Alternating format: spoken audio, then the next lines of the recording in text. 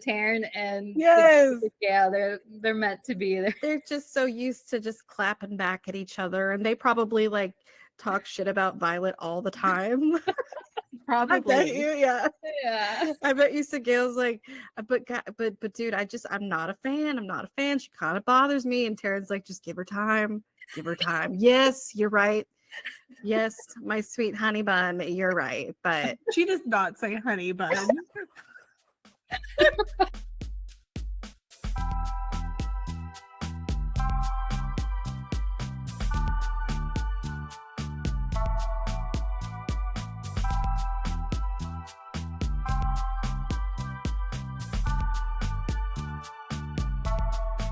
Welcome to the Book Carriers, your favorite book club podcast. I'm Cassandra, the hopeless romantic book carrier. I'm Angela, the logical book carrier. And I'm Becca, the sentimental book carrier. We are three 30-something best friends and busy moms who live vicariously through the stories we read. So grab your cup of coffee, get comfy, and let's get lost in a great book together. Hello, everyone. Welcome back to another episode of the Book Carriers. How are we feeling, ladies? We're back, and we got a new book, and I'm super excited about it. Yes, so we're picking up where we left off with the next book in the series. It's The Iron Flame. Extremely exciting because I think, Angela, you've already read this through once. Cassandra and I, this is the first time we're reading this through, so I love that, some different perspectives. And so we are super excited. So we're going to dive in, just like we did last time. We want to talk a little bit about the cover. What did y'all think of the cover of the book? How did you feel? Angela, did it get better with the one line on the book cover? I know. Not for me. I was like, I have to talk about it, obviously, because I talked about it last time. But Yes.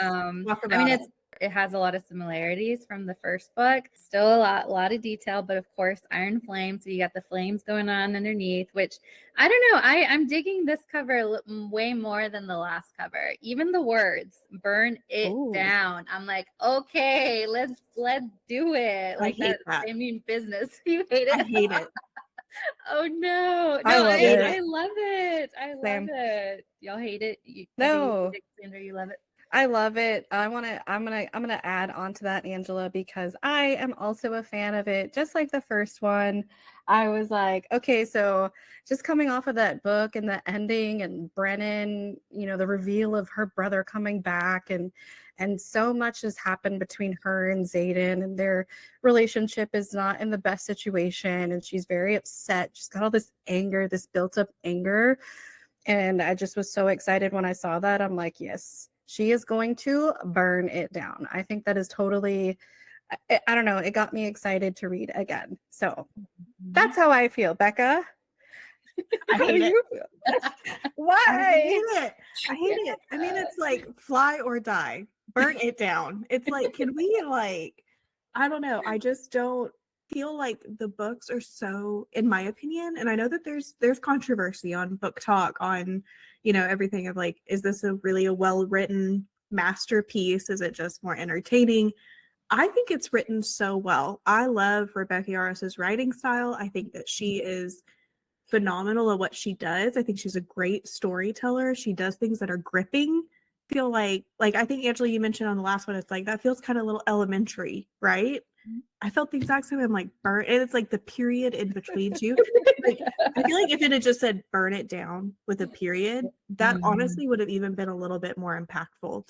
It's like it's a simmering, right? Like burn it down. But this is like burn it down. I'm like, I don't like it.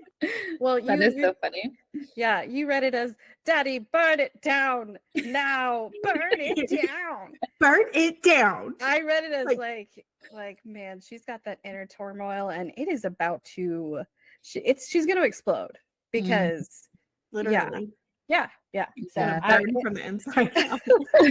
Yeah. We'll We'll get there. Yeah. I didn't like the first one, Fly or Die. Of course, we all remember that. But I actually like this one, and I actually like the periods, Becca. I'm like, okay, let's emphasize this. Yes. We are serious here. We're growling. It's like burn it down. And so Yeah. I'm actually into this one. Okay. So, Yeah. There's some clenched teeth. I guess I just read it differently. yeah, like a growl, clenched teeth. Like we Yeah. mean business over here. We're about to burn shit down. So For real. And if you think about it too, like if you're looking at this cover, you're probably looking at it because you've already read the first one, right? Yeah. So when you think of these words, we already have the context of the first book. So that's the way you took it. And I don't know. I think that's fair. I think that's a fair comment to bring, Becca. Yeah. Let's dive in to, well, first, I know that I mentioned it last time too. I love to read the dedications. I love to see what the author's thinking, who it's to, what inspired. Sometimes they write that in there, what gave them some inspiration. This one, for the dedication for Iron Flame, it says, "To my fellow zebras, not all strength is physical." And I didn't know what that meant. I didn't either. So Really? I mean, Really? I understand that not all strength is physical. I think that's so okay. appropriate. I mean, but the because zebra is part of it. I don't understand the zebras, and I'm wondering if I missed a reference before, or if a reference is coming, or if that's sometimes authors literally put somewhat of inside jokes in there that we're not supposed to understand. It's supposed to be whoever they're dedicating it to will understand it, and that's all that really matters in that moment. But that's true. Yeah. Maybe you have to be a zebra to know if she's talking about you, Maybe so. Maybe she just kind of relates to Violet in that sense, right? And her strength is not, well, it hasn't been very physical. I'm hoping that I get some clarity as the book goes. I love dedications. I think it gives so much insight to the authors and what's important to them and what inspires books. So I'm hoping that this, I'm hoping at the end of the book we'll loop back and I'll be like, okay, the dedication makes sense now. But of course, the not all strength is physical. I love that. I think that it's so important. And I think that Violet really utilizes her brain smarts in a lot of ways to get her by, to get her ahead. And, she doesn't always have the brute and the strength, but she has the wit and the smarts. And so I think that that's what she's alluding to, which I love, of course. As readers, as we probably are the same way in a lot of ways. And then, of course, as you're flipping through the first few pages of the book too, I love that we got a chart how the ranks are in the War College. I was like, well, this is so helpful. Yes, it would have been helpful. Where was this in the first book? And then one more thing to mention before we dive into the actual book. I need to know, I actually have my Iron Flame right here because I'm going to look. Speaking of this earlier, on here it says that the following text has been faithfully transcribed from Navarian into the modern language by Jasenia Neilwart, curator of the Scribe Quadrant. Mm-hmm. Was she the curator here too? The curator of what? Of the first? Yes, of Iron Curator in this one also. Okay. Yes. So the curator, so Jasenia at this point, right, when she's writing all this, she's scribing it. What's the word I'm looking for? Documenting everything that's happening. Yes. She's at Basga War College. So she either stays there or she is there at after the war, after whatever. And now she's like curator. So she's in charge of the scribe quadrant. And I know we'll get to like her a little bit more, and I know her character as we go through this first part, but I just thought to keep that in mind. And of course, the end of that little section says, all events are true and names have been preserved to honor the courage of those fallen. May their souls be commended to Malik. I mean, are y'all thinking what I'm thinking? Like, I'm sure Rebecca put it in there. Rebecca Yarros put it in there to make us question or doubt. Is everybody going to die? Yeah. I don't know. I think that's what she's alluding to. That's what she wants us to think. So, or to question at least. Yeah. So we're going to structure this episode a little bit differently. We want to go through a little bit more chronologically with you guys. And so that way it's a little bit easier for you to follow along. And we want to break this book into 4 different chunks. We know that most of you that are listening probably are moms or career women, or moms and career women, or fathers, or we know that you wear many hats. And so we want to make sure that we are producing episodes in obtainable ways for you guys to be able to read along with us, follow along, and not feel like you're getting left behind, because we're keeping up with the same pace as you guys, and we think that this is a little bit easier to do. So who had chapters 1 through 5? I did. So I'm excited. Let's get into it. And Cassandra, you mentioned this earlier, like talking about the cover of like Violet coming at the end of the book. It's like we could tell it was like a huge cliffhanger, like finding out her brother is alive, but also finding out that means that Xaden has been lying to her and keeping this secret from her. And so I think in the first couple of chapters, like we really get into it. Yes. So I'm just going to dive right in. I really want to focus on that kind of stood out to me, Violet and Xaden, and how they're handling their truth and how they're handling secrets, because Mr. Toxic Xaden has No longer is Zaddy Xaden. It is Toxic Xaden. Like, just rename him for sure. Exactly. Yes. I know we've already. Go ahead, Cassandra. Are you going to say something? No, I was going to say, honestly, if you hadn't pointed it out that first episode, I think it was Becca, about how, we don't date toxic men or something like that. I don't think I would have put the 2 and 2 together that, wow, his actions are very toxic. He's super toxic. I mean, eventually maybe I would have gotten there, but man, and it doesn't get any better, Angela. It does not. So, yes. And we love it.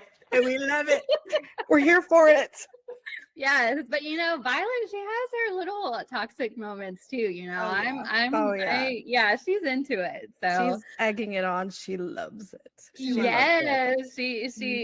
trying to kid herself. She's like, wait, I'm not. I need to stop this, but I can't. Like, I love him so much, and it's just goes back and forth. But yeah, I want to jump right into it to his Mr. Xaden. So even talking, I think this is in chapter 3 where they're talking about, okay, how do we move forward in our relationship? And Violet is saying, I remember what you said. You're going to give me all of it, right? The truth. Stop. There's no more secret. There's no more lies. And then he's like backpedaling. I don't know if y'all remember this. He starts to backpedal. He's like, wait. And I think she even says, you're going to tell me everything once I can properly shield, right? That's what you promised in your bedroom. And she's like, oh my God, he's backpedaling. He's not doing this to me. And he's like, everything about me. Like, that's all he's going to say. Everything about me. So not like full honesty. And I'm like, this man told her one thing. But he's doing it to protect her. Yeah. Like, he's doing it for her own good. I see, this is why I am toxic. So I understand toxic thinking, because I'm like, okay, well, she just needs to chill out, because literally, like, to me, it's like, well, actually, you know what? Don't tell me. I don't want to know, because if Dane puts his hands on me, I put everything at risk. Yeah. Like, okay, yeah. Yes. So yeah, don't tell me. Let's go make out. Yes. I mean, like, I don't like, it doesn't make any sense to me why she's so upset, why she can't like put those two together. Like, yeah, you're like, it's okay. Don't tell me. I don't want to be put in harm's way. Let's just go make out. Let me just kiss you a bit. No, yes. Oh my gosh. Like, thanks for keeping me safe, Zaddy, and let's like go. It's so intense too. As a reader, you're on that roller coaster too, because I'm the same way, Angela. I saw those, the way he was trying to manipulate her, and I was like, I pointed out right away, but then at the same time I'm like, okay, I go back to the other side. I'm like, Becca, oh no, but it's because he loves me. He's protecting me. He's doing it. He cares about me. He cares. So, I'm excusing those actions, but at the same time, it's just like a roller coaster. Yeah. And even as a reader, I'm right there with it. Well, my only argument about him yes, I think it's not clear like how he's protecting her, because she says like, you're going to tell me everything once I can properly shield. So like she's saying like, I get it. Don't tell me things until I can shield. But once I can shield, like you're going to tell me everything. And he still says no. He's still like, well, everything about me, but I'm always going to have secrets. I'm the leader of this revolution, and I'm just always going to have secrets. So you can never 100% know everything that's going on. So then it's not clear. I'm sure there's a reason, and we'll find out like throughout the book, but it's not clear right now like why he's still so hesitant. And then Maddie. Yes. And then like he says things like, look, I will answer any question you want to ask about me. gods, I want you to ask, to know me well enough to trust me, even when I can't tell you everything. So then it's also like, now she just has to ask questions. Like, he's putting the work on her to, yeah, I'll let you, I can tell you whatever you want to know. You just have to ask me. Like, what? Why can't you just be honest and say, just tell me. Yes. Yeah. It's frustrating. Yeah. So yes, I think that's like the biggest thing about like their relationship kind of starting out. It's figuring out, are we in a relationship? Are we not? Violet's still trying to come to terms with this. Like, can I trust him? Can I not? Very back and forth. Do y'all feel like the trust is going to be rebuilt, or can it be rebuilt at this point? Yeah, I think that at that point it was very much, okay, we're left hanging. We they're still not on good terms. They're, a lot, just at the beginning of the book, it's still not resolved just yet. There's still a lot of work that they have to do to get there, to trust each other. I mean, on his side, he's good to go. Of course he's good to go because he knows everything. You know what I mean? So like, I don't know if it's so necessarily about trusting each other. It's, can Violet trust Xaden? And I think that she will. I think that there's going to come a point where she's going to be so deep in this and so involved that she's going to know everything, because it's all going to come out. You know what I mean? And then it's like, not so much did he actually, to me, it's like, will he ever actually just come out and talk to her about it? Or will it just happen and she just finds out because she's so involved? And that will speak to his character, And so, but yeah, I don't know. I did have highlighted that quote, I think, that you were referencing to, where he says, because you didn't fall for an ordinary rider, you fell for the leader of a revolution. And I was like, ooh, like, that's, I don't know. I loved that line. I don't know. It was just very like, and he's like, to some degree, I'm always going to have secrets. And it's like, this is where I'm toxic, because I'm like, that would just make me swoon. I'd be like, you are so important. Like you are so important. And I love that. Like, I mean, it's like, and her response is like, you've got to be kidding me. And I'd be like, I would love that. Like, yeah. I mean, you're like, what? He's so important. He's doing things. I don't know all the things, but that's none of my business. He's an important guy. Yeah, he's important. It's fine. So anyway, I loved that line. I was like, you are the leader of a revolution. I don't know. I love it.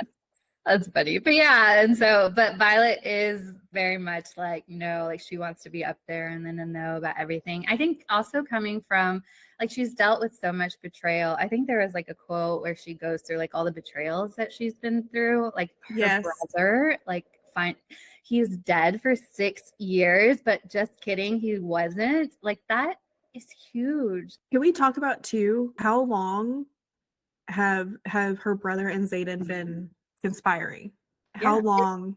Because like he says at one point, right, that he's like, like, I've loved you longer than you can imagine, or something like that. And it's like, I think I remember. Like, I mean, it's, I don't know, to me it's like, how much does Xaden, it's like unfair, because how much does Xaden know about Violet without her even being the one willing to get that information, because he knows her brother so deeply. So it's like, there's like a level of unfairness there too, in that regard. And it's like, but yeah, I mean, that whole first chapter where she's just like staring at her brother, like in disbelief, and like, how is this real right now? And like it's you, but it's not you, because you're not the same. I'm not the same, and it's like, how surreal would that be if you think that you lost somebody and then they were just sitting in front of you? Like, I just can't imagine that. Yeah, she just like kept repeating and telling herself, reminding herself, Brennan is alive. She said that multiple times. And yeah, even as a reader, I was like the same. Honestly, my brain hurts thinking of how convoluted that, lie, that omission of, him being alive this whole time, and how that is even okay. Like, even still now, it's very hard to get past. I mean, the complexity of that feeling, it's like when somebody that you love passes, all you can think about is like, I just want them back. Like, that's all you can think about.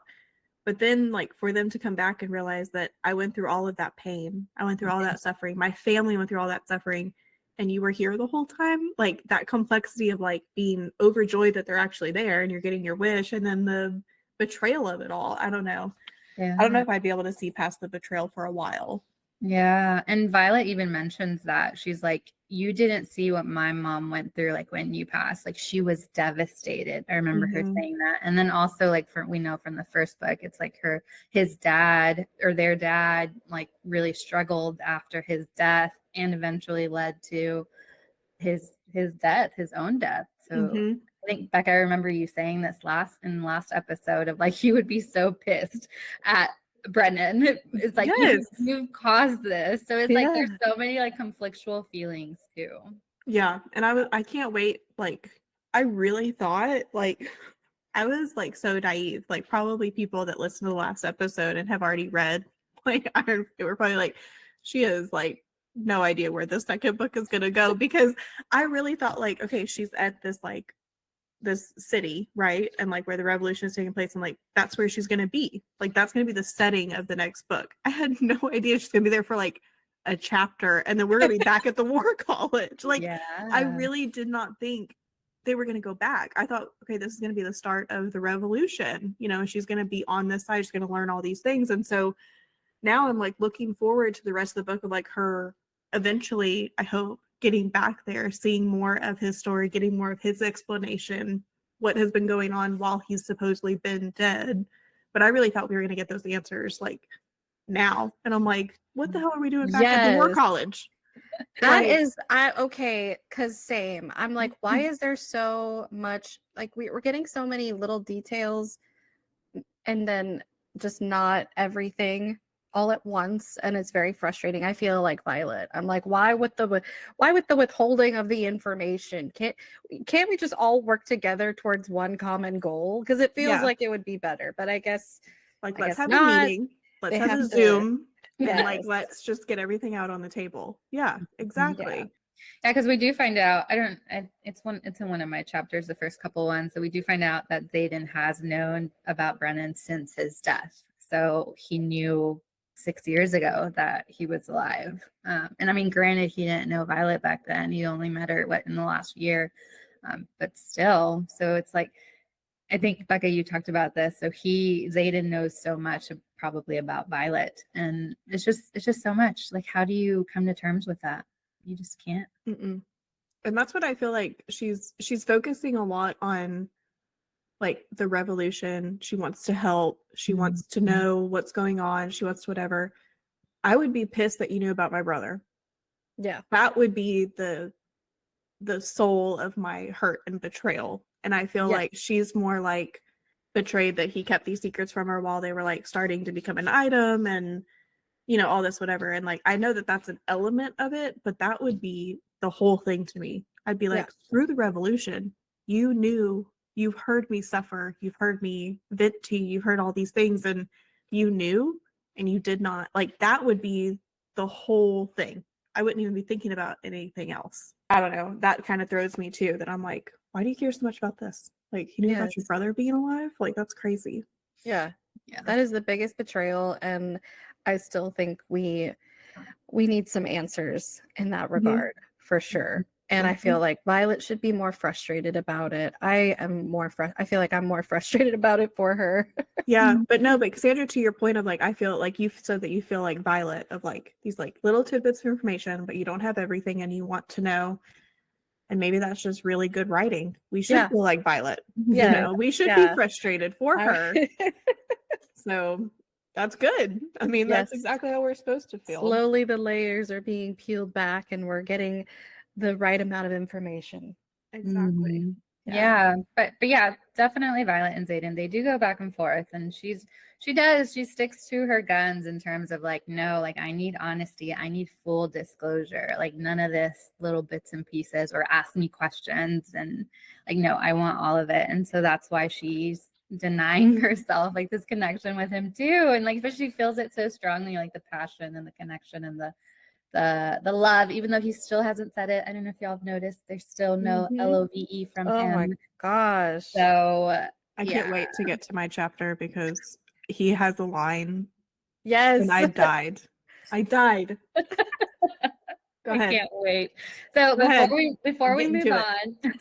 on, before we move on, I think the other, and there's a bunch of stuff that happens, and I think y'all will cover it in y'all sections. I think the other big thing that happened in my section that's just centered in my section is we find out more about the mom and we see more glimpses of the mom. So this is whenever they come back to the war college and Violet is betting. She's taking a huge risk on coming back. She's betting on her mom believing her, and she's risking it all, which I think is very brave of her to do that.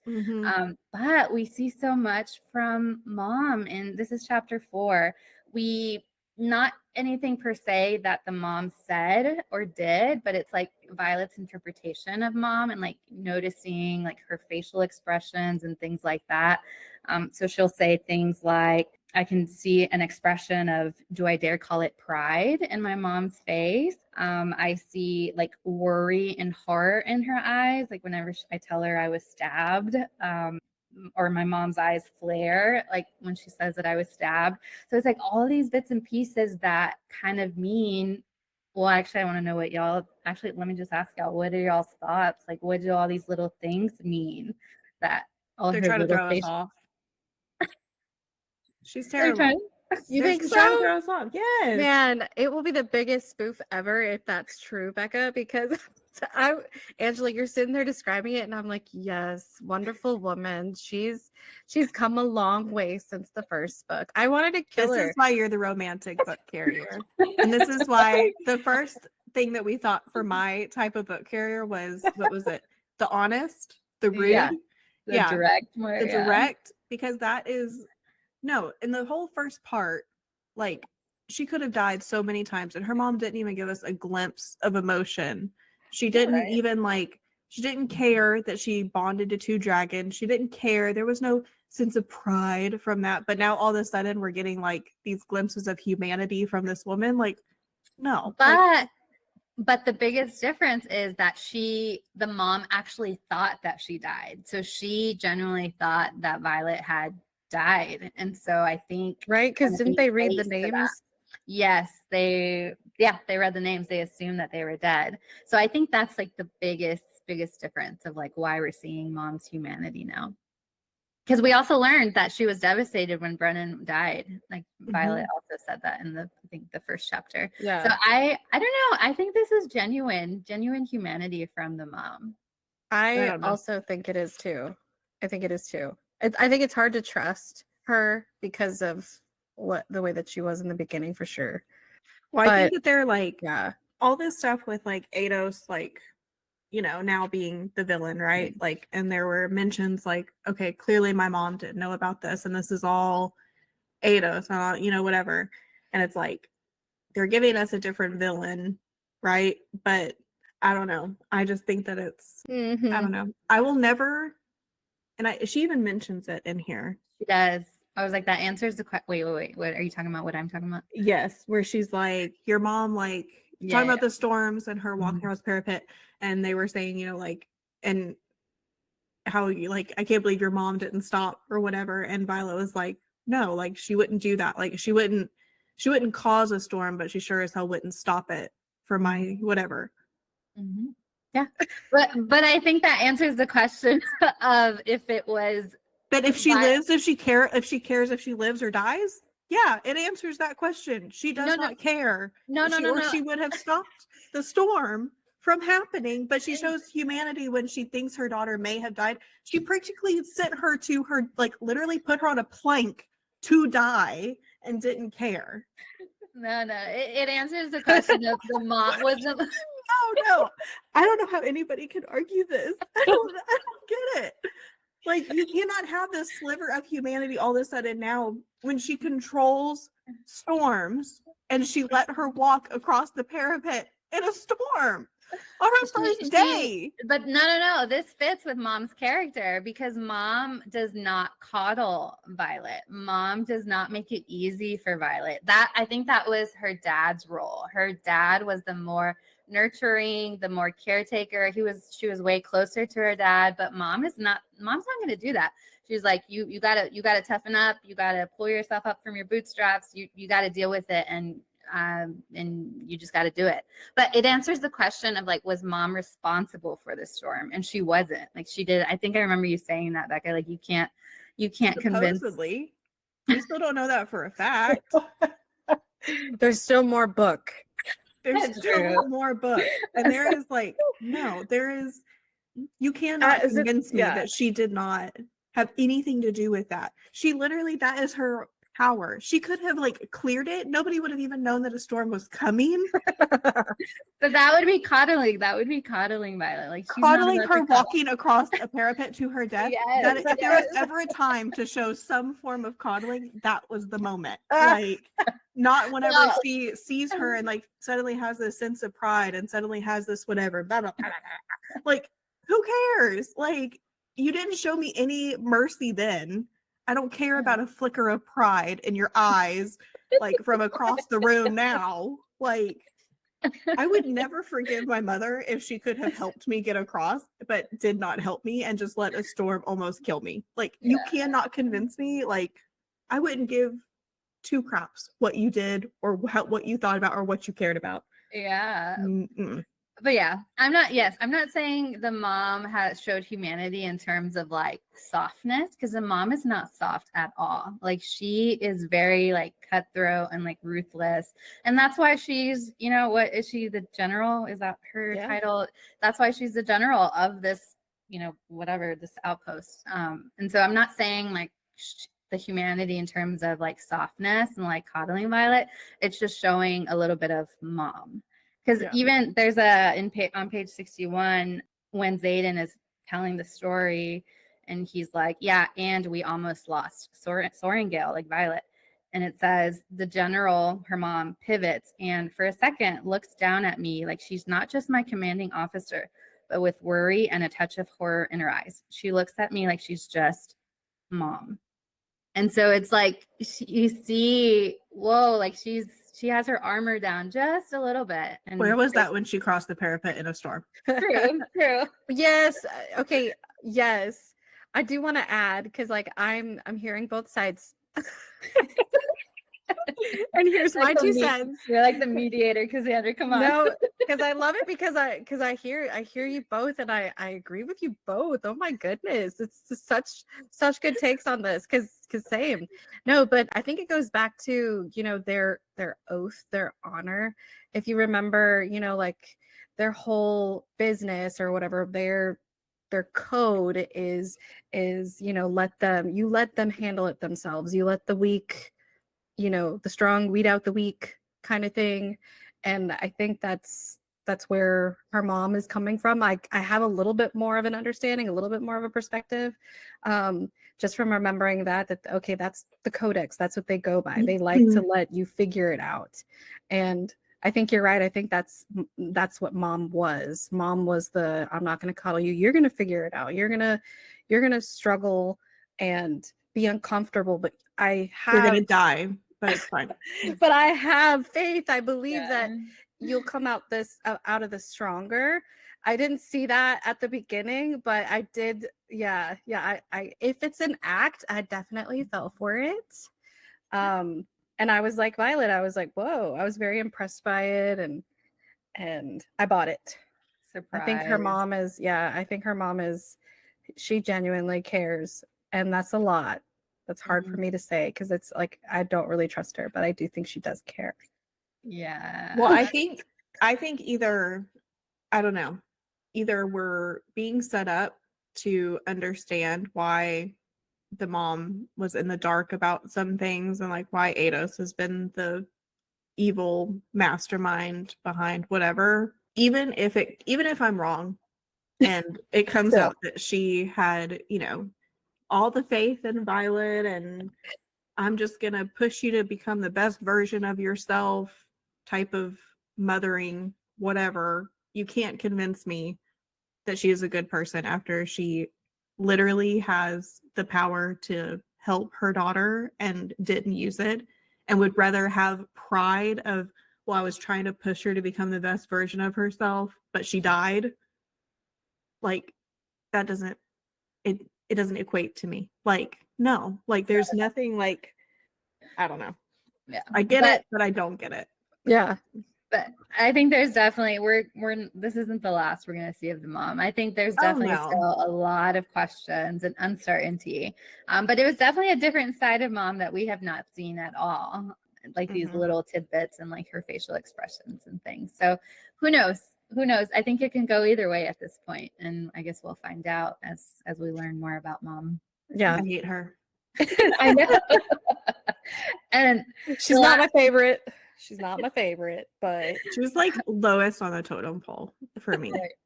her power is pretty cool though. As she was as they were like up there trying to figure it out, I think Violet was saying like you could feel the breeze, the cold breeze, and then like it started frosting up there, like with mom's like anger and like all the emotions that she was feeling. I'm like, oh, she's got a pretty cool power. I think we're gonna see more of. Yeah. But the last thing I want to say about my section is the power thing. Because if y'all remember in the last episode, I had a question about Violet's signet. Like, why is it lightning? Like, it just wasn't making sense to me, like how it makes sense to her character.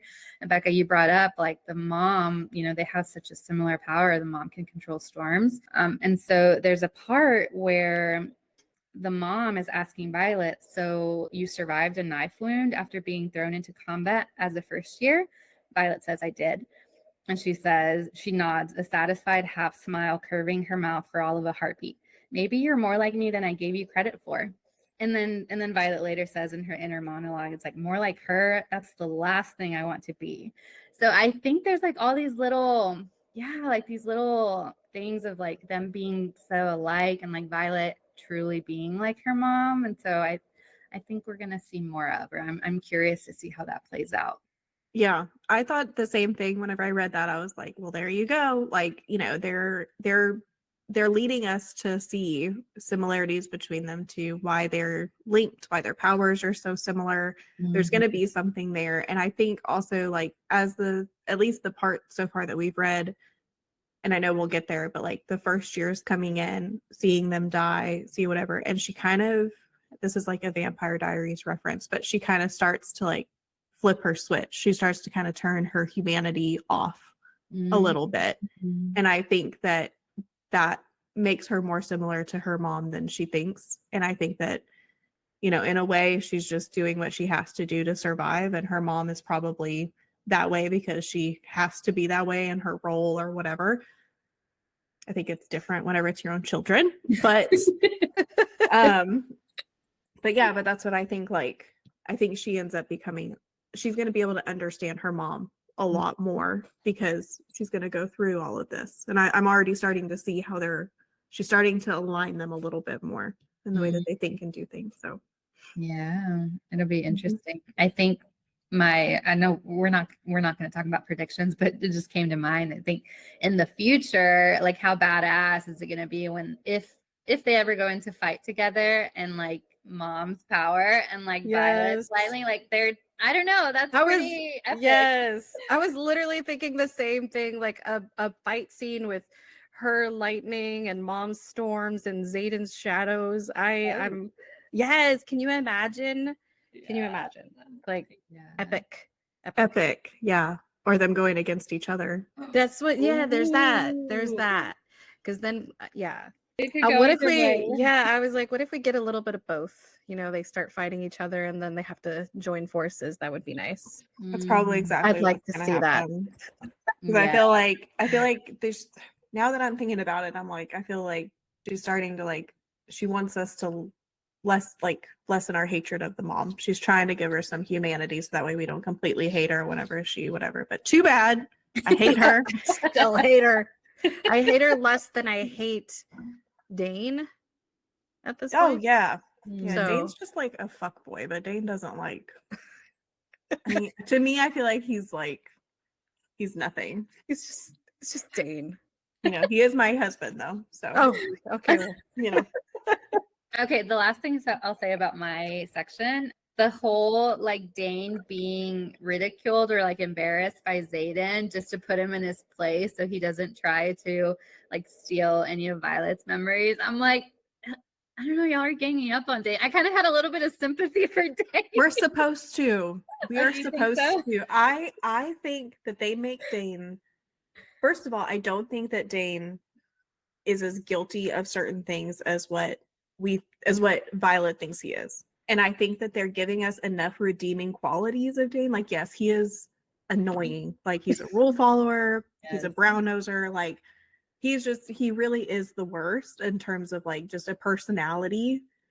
But in terms of like, I still hold firm to my like gut that he's going to end up on the revolution side, because he's going to see what his father's doing, he's going to see what they're capable of, and there he's going to be like in like a world of hurt, because he's going to be over there like with all these rule breakers, and it's going to be so uncomfortable for him. But I think he knows in his gut and his like soul that what they're doing on the other side is wrong, and that's going to be his character arc. He's going to have to like go against his beliefs to do the right thing, and they're making him good enough to where there is hope for him to be on that side. And I think that's what they're trying to start to do with the mom too, but I'm not buying it. I don't like it. But yeah, but Dane, yeah, so there's definitely more to Dane's character. But man, the way Xaden put him down and just like embarrassed him in front of everybody, and Dane had nothing to say. He loved it. So he yes. I'm all for putting Dane in his place. So he needs to be put in his place. He does. There's just a little bit too much that's unforgivable that in the first book that I'm just like, ew. You know, he was just a little bit grimy, even in the first book. Yeah. the kiss, I'm just, yeah. No, thank you, Dane. It's like the name too. Like, no offense to all the Danes out there, or anybody married to an actual Dane. Yes. But just like, man, they couldn't have picked a better name. I think that about covers like the major points. There's a funny moment that I really want to quickly mention, which I think was hilarious and it made me laugh. This is, we don't see a lot of dialogue from Xaden's dragon. I don't know how to say her name. Is it Sagel? Sagel, is that? I think it's Sorrengail. I had to look it up because I was getting so tired. I was getting so tired of not knowing. That makes so much more sense. Like, yes, go with Cassandra's pronunciation. What is it? Sorrengail. It's not Sagel, it's Sorrengail. I looked it up. Sorrengail. Yeah, I've been saying in my head like Sagel. I think I've been saying like Sagel something. Yeah. Sorrengail. Xaden's dragon. Yeah, it all works. But anyways, there's this really, really tiny moment when they're still with Brennan and they're about to leave, and then Xaden's dragon like starts growling at Brennan, and then Violet says, "Don't take it personally." I say right to her face, "She doesn't like anyone but Xaden, and she only tolerates me though I'm growing on her." And she says, "Like a tumor," that she's growing. Yeah. I love hilarious. I love it. Okay, so Taryn and Sorrengail, they're meant to be there. They're just so used to just clapping back at each other, and they probably like talk shit about Violet all the time. Probably. I bet you, yeah. I bet you Sorrengail's like, but dude, I'm not a fan. I'm not a fan. She kind of bothers me. And Taryn's like, just give her time. Give her time. Yes, you're right. Yes, my sweet honey bun, you're right, but she does not say honey bun. You don't think Sorrengail would be no honey bun, sweetie, sweetheart, no, babe. No. Is she a babe person? No. She just says Tarn. Yes. No, she's a bad bitch. No, yeah, she's not like, doing any of that. She says, "Add respect to my name." No, I love the dragon dialogue. I just think it just adds such a fun element to the story, like how sassy they are and like hard to please, and they're just so elite compared to the measly little humans, and I just love it. Yeah, I love it. That about wraps up my section. So I'm excited to hear y'all's thoughts of the next couple of chapters. Chapter 6 starts with a bang. Ados threatens Violet. Secrets make for poor leverage. They die with the people who keep them. Yes. Like literally threatens her to her face, and you see that mask that Ados has obviously had Violet's whole life. It falls. Right. And now she's like, okay, like you're an evil person. So you have that like total element of it too, right? Like another betrayal, somebody that she thinks that she knows that is not who they actually say that they are. doesn't act like who they think that they are. I think this is like a huge twist, like in terms of him being like the villain. Well, one of the villains. I know we'll get to the other one.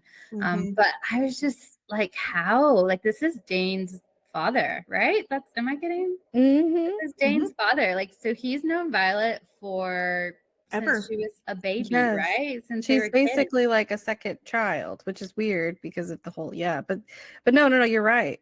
Yeah, I didn't think about that, the gravity of that reveal. I did not think about that she's known him as somebody totally different, and now he's this like villain, evil character. Yeah. I mean, it's Ooh. literally like within a couple of days she finds out that Brennan is still alive.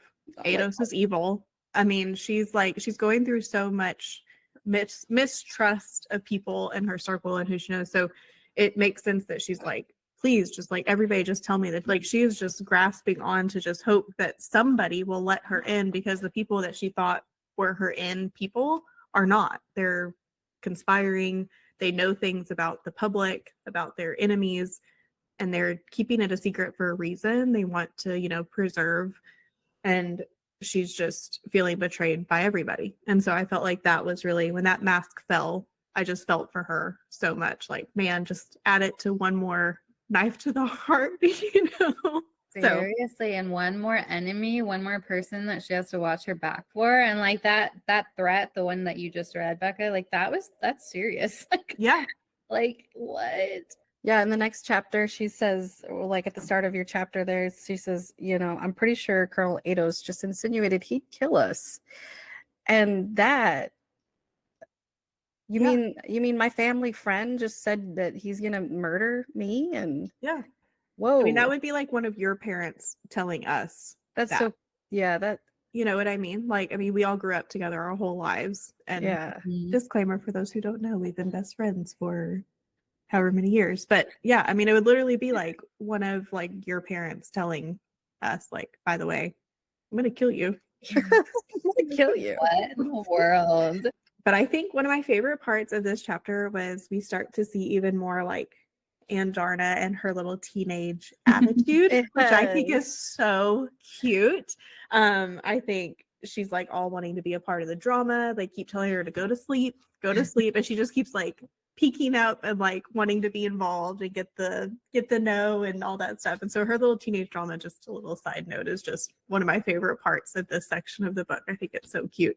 We all know I'm a huge Andarna fan. Like, yeah, she's my little puppy. I just love her. And so I just think that's funny. She's in her adolescent era. And it's just funny. I think it was in the earlier chapters too, where it's like, oh, there's Andarna. She's always going against what Taryn is saying. Yes.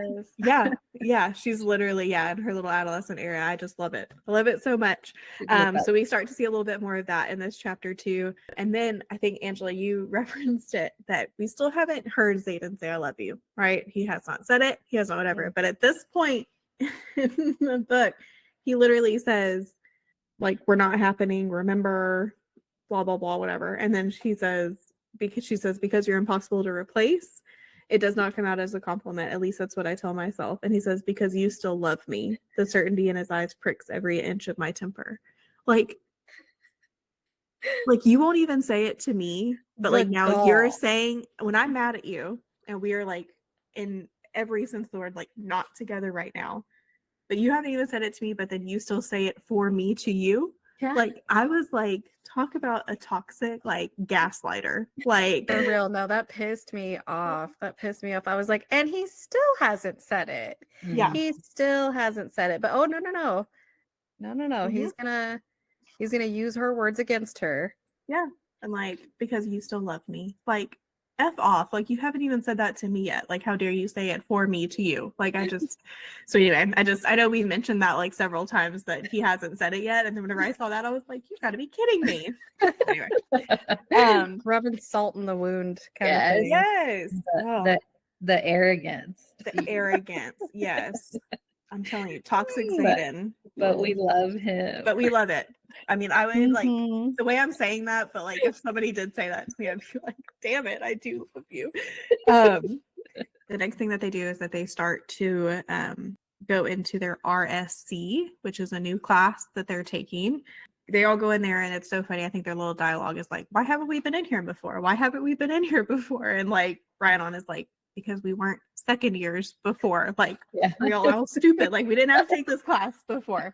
So I just thought that was funny. I love like when they put some little dialogue between like the little found family or whatever, and you get to see some of their personalities come in. And I'll just say about that, I love Rhiannon's like leadership, and she's just like she's so good at it. She's very straight to the point, so rational, and just like on point as a squad leader. I love You know her. what though? She reminds me of you. Like, I think like if you were like similar to a character in this book, it would be her. Like, I think about you as being like drum major and band and things like that, and I feel like her like leadership is very similar to what I've seen you do in the past. Just saying. I have had that thought before. Yeah, maybe that's why I love her so much. She's like, and at one point when they're sparring like on the mats and stuff, she's like, knock it off, first years or something like that. I don't know. Yes. Oh yeah. Yeah, she's like a natural leader. Yeah. Yeah. And I remember like just a little backstory for the listeners. So we were all in band together, and Angela was one of our drum majors our senior year. Which those who have never been in band and don't know what that is, they pretty much go through a grueling interview and tryout process, and you kind of have to be the best of the best, not only at your instrument, but you have to be able to lead the full band during marching season. You have to be able to stay on beat, keep the whole band on beat. It's a big role. It's a big responsibility. You're pretty much, in sports terms, you're like captain, right? And so, and growing up, you know, Angela's been one of our best friends for forever. And I just remember one of the first times seeing you in that leadership role and having to kind of switch like how I view you. I'm like, this is not my like, you know, BFF anymore up there. Like, this is somebody I got to like listen to, and she calls us to attention. We got to get to attention. And, you know, and so, and I just remember like how you just said, like, you know, first year's knock it off, whatever. I remember like the first time hearing you like get on to freshmen and things, just be like, damn, like go off, you know? And so that's so funny. Flashbacks to high school. I'm like, oh my gosh. Oh my gosh. Fan life. Oh we've always been nerds, y'all. We've always been nerds. Oh yeah. You listed, and we were a part of it in high school. If you think it was nerdy, we were probably a part of it. But yeah, so they end up in this writer survival course, right? They call it RSC for short. And they talk about in here how they're pretty much going to teach you how, if you get captured, how to not get information tortured out of you. Yes. Yeah. I think there is so much foreshadowing, like so many little bits and pieces of, especially, what is his name? Major Varish. I don't know if it's Major. Commanding General. I don't know. Varish. But yeah, I think there's so much foreshadowing of like, and we see some of it too. I don't know if it's in your section, Becca, or Cassandra's section, but we see like how mean he is. I'm like, this man is mean. Like, go away. Yes. Yeah. The slime ball, man. Instant. He reminds me of not to make another Harry Potter reference, but Umbridge. Yes. Yeah. Like coming in trying to like be the new principal, be the new headmaster, and like just, and they relish on kids being tormented, you know, and thinks that like that type of discipline is the way to get the results that you want. But that's kind of what I equated it to. I literally had the same thought, Becca, as I was reading this. I was like, wait, can I make another Harry Potter reference during the podcast? So I'm glad you said it. Yes. Harry Potter references are always welcome. That has to be probably every book carrier that's listening to this right now, is like, that's where we all started our journey, right? It was either Harry Potter, Twilight, or Hunger Games, maybe Divergent. It was one of those that got you here. And so yeah, they all appreciate it, I'm sure. The reference. Yeah, they'll get the reference. Yes. And I think too that they mentioned before that like there are no scribes in like the rebellion like side of it.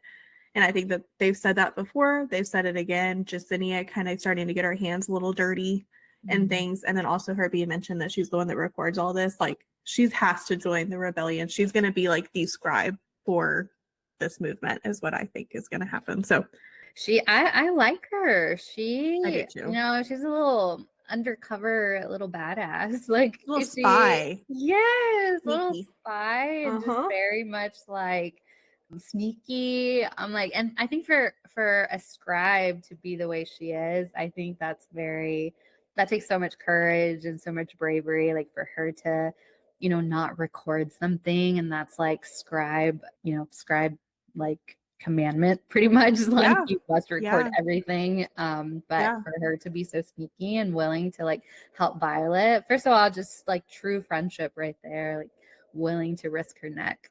Yeah, I like that they both, her and Violet, can agree on the fact that, I think at their core, yes, they are both, scribes, but at the core, their belief is that, we have to record history as objectively as we can. If we don't record certain things, then we don't have that, that scope to be able to, move forward. And so I like that they call back to that a lot of times throughout the book. Yes. Yeah. No, I love like seeing their little friendship develop more, seeing how she's willing to bend the rules for Violet a little bit more. She's willing, it's like she's curious enough to know what Violet really is up to, and like she wants to be a part of it. And I think she trusts Violet, and she trusts that like I want to be on whatever side of history that she's on. You know what I mean? And so I think that anyway, I thought that was interesting that she says on there, like, maybe there are no scribes within the movement for a reason. Like maybe like I can't trust her. I can't trust all of this to be in writing. I can't trust, all of this to have a paper trail in a way. And so I think that that's mentioned because she's going to end up being very important for the movement. Yes. So then we move on to chapter 8, which starts with Violet having to watch the 4 first years just fall right off the parapet. And I can like feel her humanity like slipping away. Like even I think she mentions it that like at one point she just doesn't even start to try to remember their names, or stops trying to remember their names, stops trying to watch, because it's just too much for her. She gets hard to see. And I think that seeing it, we witnessed her inner monologue whenever she was crossing it, to now seeing her on this side of it, and really how different of a person she is. But at the same time, at her core, like all she wants to do is help these people, and she can't. And so I think that like her humanity is slipping, but she still has like her core of who she is. So I think it goes back to like how deeply she was affected by Liam's death. Like that was such a close relationship to her, and to experience that loss just completely, made her lose a little bit of her humanity in terms of, I can't do this again, so I'm not going to do this again. Right. Exactly. Yeah. And is this the part where Sloane comes into the story? Mm-hmm. Oh my. Yeah. So it's her turn, So even though she doesn't want to care about what happens to the first years, she's invested in what happens to Sloane. Right. And she like breaks that, she's not supposed to help. She's not supposed to say anything. She's not supposed to whatever. And even Dane like kind of tries to like get her to stop or cut her off. And she's like, don't you dare. Like, shut up. Like, just, she does not care that he's the wing leader. He's whatever. She's like, I don't care. I'm going to do this anyway. The way they treat Dane, I'm like, poor Dane. That's what I'm like. He's like a little gnat to them, and I'm like, he's supposed to be the wing leader. Like, you're supposed to like. And they even say at one point, like he's trying to fill Zayden's shoes, and like he just can't. And it's like, and it's so true. It's like how do you go from Zayden to Dane, and like the intimidation factor? You know what I mean? Like it's just no, but. But this is where they say too, I know we mentioned it a little bit back, where they say it's not raining like it was during our parapet. Nadine looks up at the cloudless July sky and wipes the sweat off her forehead with the back of her hand. Hopefully more of them make it across. She glances my way. You'd have thought your mother would have held off the storm last year, considering you were crossing. And then she says, clearly you don't know my mother. She wouldn't call the storm to kill me like a coward, but she sure as hell wouldn't stop it to save me either. Anyway, we've already talked about that enough, but I wanted to read the quote because I'm not buying it. Not buying it.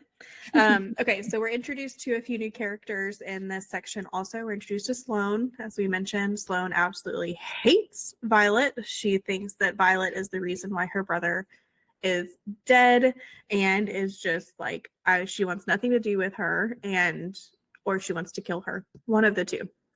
So we get introduced to Sloane, and then we also get introduced to Cam / Auric, who is the king's son, which I think is such a fun character twist. Yeah. And I think my prediction for this character is going to be that he's going to be like the one who knows all of the king's ongoings, and he's going to join the rebellion, but he's going to be on their side. So I think that they're making him to be a likable character. So, but what are y'all's thoughts on him so far?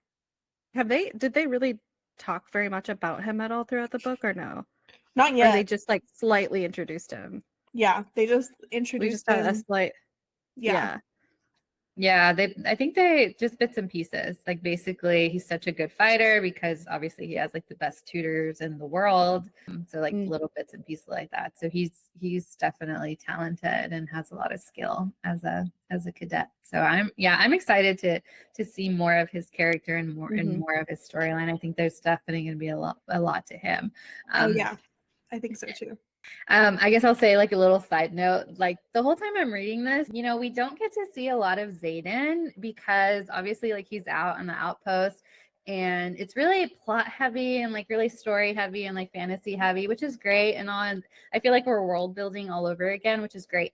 But there's this part of me of like, where's the romance? Like I want to see more of the romance. So I kind of wish like Rebecca Yarros, like that she would have introduced, I don't know, like a love triangle. I'm a sucker for a love triangle. You or like love a good love triangle. Yes, I'm like somebody, or God forbid, like a reverse harem situation or something. Yes, like, I live for those. Like I wish she would have introduced another little character who's like interested in Violet. Obviously she's not going to go for it, but just to have like that conflict, like somebody who is like completely honest with her and like willing to tell her everything, you know, like everything that Xaden's not willing to give her. I wish like this other character, so somebody like even this Eric Cam person, I felt like would have been a perfect love triangle. Like just, you know, she would never go for him because obviously she's going to end up with Xaden. But, you know, a little bit of conflict. Come on, give me a little bit of sexual tension, especially while Xaden's away. Come on. Oh, that's so good. No, yeah, I totally so wish we agree. had that now. Yeah. Now this book sucks. And it's just no, throw it out. There's Throw still it out. time. There's still time. And you know, I think they're headed that way. I'm hoping that maybe it's not this character. Maybe there is somebody, because I'm the same. Xaden's gone and I need some spice. I need some pitter patter. And I don't have that quite right now. And so I think hopefully they keep insinuating, like, is it Imogen? I think it's Imogen who says like you can get your kicks some of the first years or some of the second years look cuter now. It may be Ryan. Or they're like, we can go into town now, like we can find somebody. And she's like, I mean, yeah, like maybe that's what I need, but that's not what I want, so I'm not going. Yeah. It's like, okay, like why even mention it? Why should I even try? Yeah. Nobody's as good as Xaden. Ma'am. Ma'am. You are young. Yes. But seriously, like you can't go from Xaden to some random. That's true. Like that would be like really like just like she wouldn't go for it, but like I still want somebody to like, you know, kind of vibe for her and like, you know, try and to make Xaden a little jealous, you know, and make Xaden step up and like start being honest and like to stop being toxic, you know. Yeah. Well, you know, he said he was jealous of Dane, which I don't see why he would be jealous of Dane ever.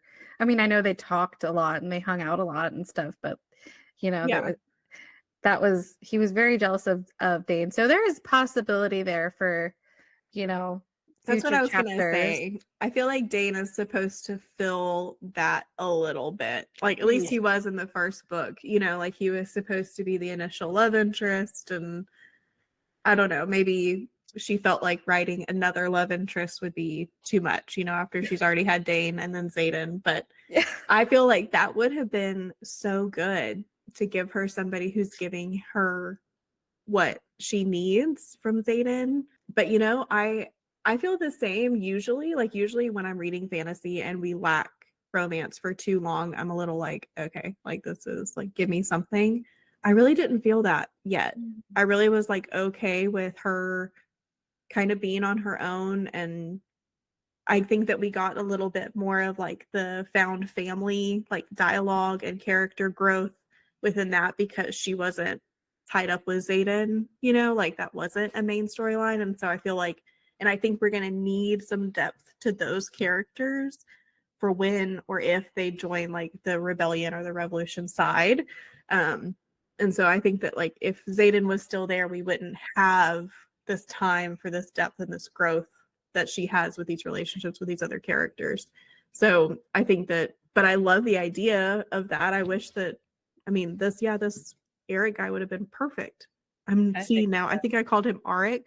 I'm like messing up all of these names, but she spells it so weird. It's Aaric. Yeah, and maybe it's Arik. I don't know.